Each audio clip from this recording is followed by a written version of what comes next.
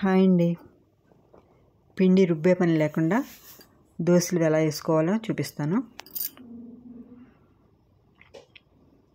చాలా బాగా వస్తాయండి ఇలా.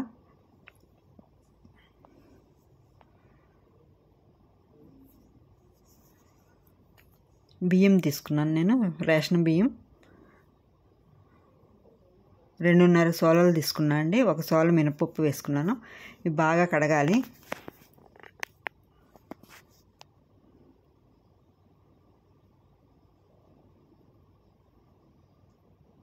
నీట్గా కడగాలండి 2-3 సార్లు బాగా.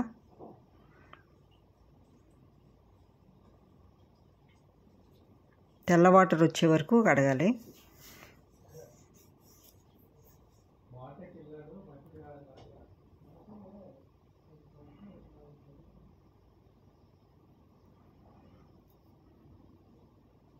ఇవి ఇలా రంధ్రాల గిన్నెలో వాడేసుకోవాలండి బియ్యము.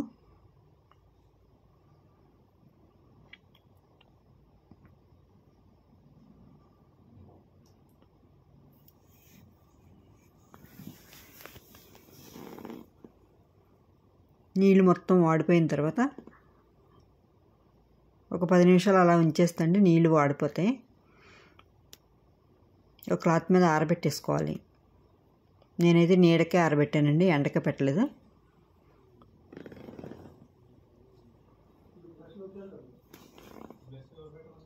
మినపగుండు ఉంది కదా, మినపగుండు కానీ మినపప్పు కానీ వేసుకోవచ్చు.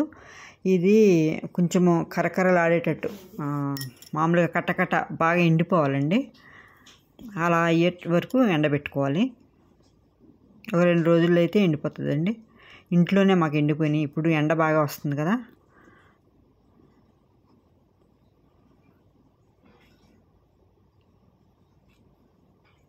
బియ్యము మినపప్పు మంచిగా గలగలలాడేటట్టు ఎండిపోవాలి.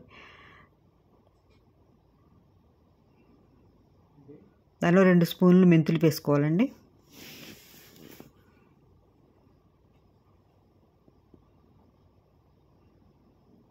కేజీన్నర బియ్యం అండి అవి కొలత.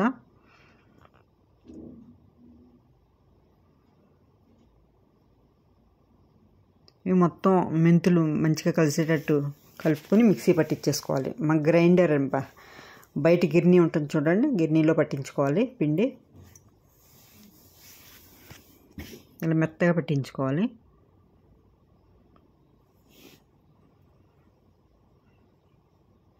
దోశలు అయితే చాలా బాగా వచ్చినాయండి. నేను వేసాను, ఒకసారి వేసానండి. వేసిన తర్వాత మీకు చూపిస్తున్నాను.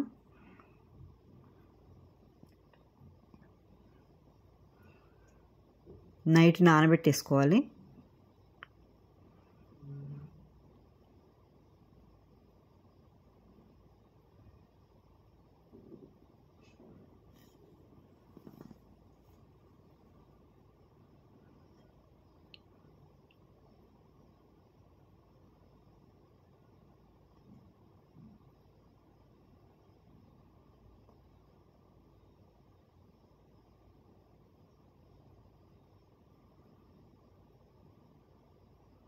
ఎలా అయినండి, 1 కప్పు పిండికి 1.5 కప్పు నీళ్లు పోసుకుని నానబెట్టుకోవాలి.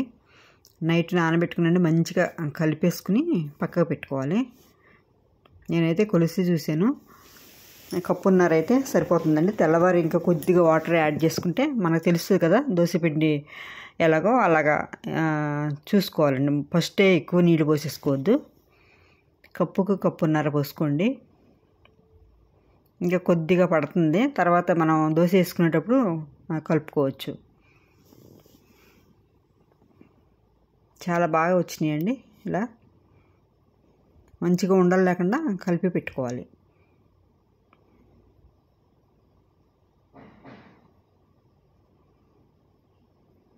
నేను ఇంతకుముందు వేసినప్పుడు అండి ఉజ్జాయింపున వాటర్ పోసేసాను, అప్పుడు బాగా వచ్చినాయి. ఇది కొంచెం లూజ్ అయింది, అందుకని నేను చెప్తున్నాను. 1కి 2 కప్పులు అయితే లూజ్ అయిందండి. 1కి 1.5 వేసుకోండి.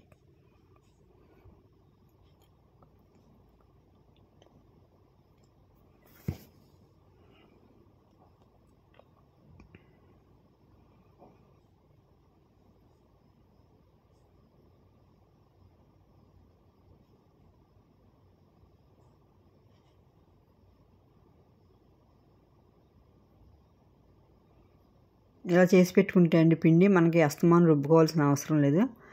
నైట్ కొద్దిగా తీసుకుని నానబెట్టేసుకుంటే మంచిగా దోశలు పొద్దుటే వేసేసుకోవచ్చు. అస్తమానం పిండి మిక్సీ చేయాలంటే ఒక్కోసారి చేయలేకపోతాము, అలాంటప్పుడు ఇది ఉపయోగపడుతుందండి. దోశలు అయితే మంచిగా వచ్చేస్తాయి.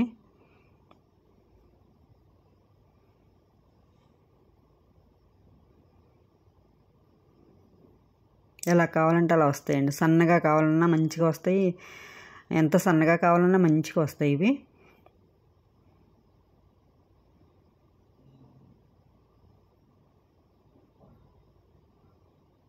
మీరు కూడా ఇలా చేసుకుని చూడండి. ఇంకొక దోశ వేసి చూపిస్తాను. దోశ ఒకవేళ మనం ఎప్పుడైనా దోశ రాకపోతే కొంచెం ఆయిల్ వేసుకుని ఉల్లిగడ్డ రుద్దుకుంటాం కదా, అలా రుద్దుకుంటే సరిపోతుంది.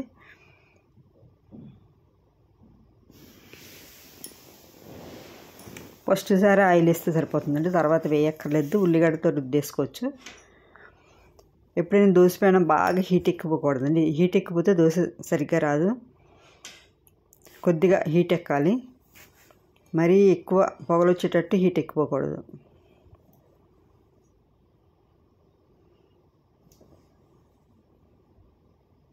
నా ఈ వీడియో నచ్చితే లైక్ చేయండి, షేర్ చేయండి, సబ్స్క్రైబ్ చేసుకోండి. మీ ఫ్రెండ్స్ ఎవరికైనా షేర్ చేయండి.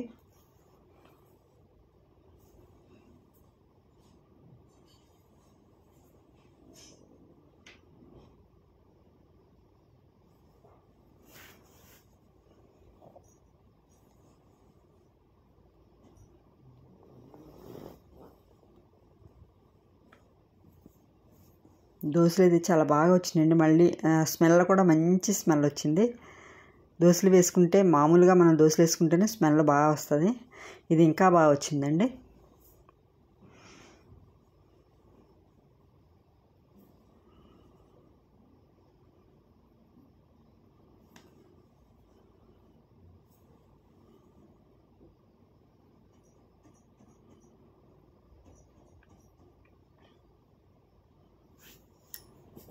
ఇదిగోండి సన్నగా బాగా వచ్చింది.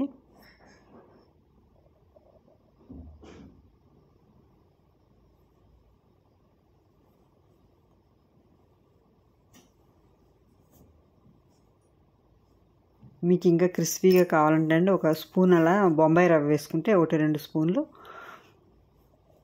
ఇంకా బాగా వస్తుంది. Thank you.